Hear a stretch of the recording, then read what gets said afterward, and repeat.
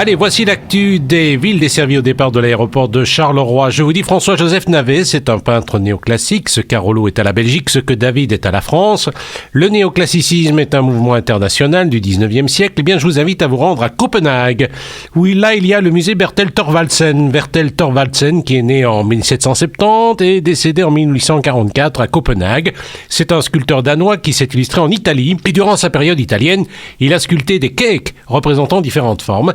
Et sur base de cela, durant les vacances de Noël, les enfants et les adultes qui visitent le musée sculptent des cakes et même mieux, ils en mangent. C'est donc à découvrir à Copenhague. Du cake, on passe à la DJ culture. Et ce que vous entendez là, c'est We Play House Music. C'est un label musical. Ce label sera mis à l'honneur au Rockrill par DJ Deep et Red D. Ça se passera le 9 janvier prochain au Rockrill à Charleroi.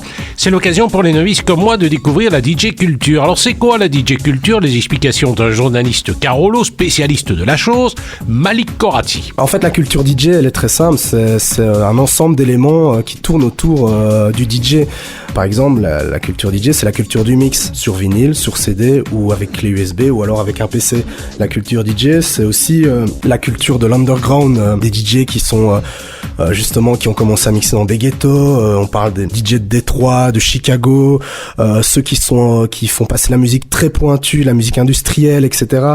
La culture DJ, c'est aussi la culture du star system, parce que oui, aujourd'hui, comme je l'ai dit, les DJ, ils sont comme des artistes à part entière, des artistes rock, hip-hop, etc.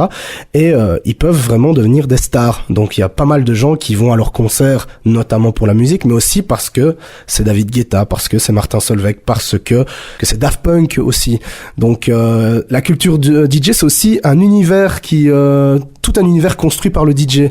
Justement, je parlais des Daft Punk. Eh bien, les Daft Punk, c'est le mix, mais c'est aussi leur pyramide, c'est le VJing derrière, donc le grand écran avec plein de visuels qui passent. Donc, c'est tout ça qui fait que la DJ culture, ce n'est plus simplement un DJ qui est derrière ses platines et qui enchaîne les morceaux.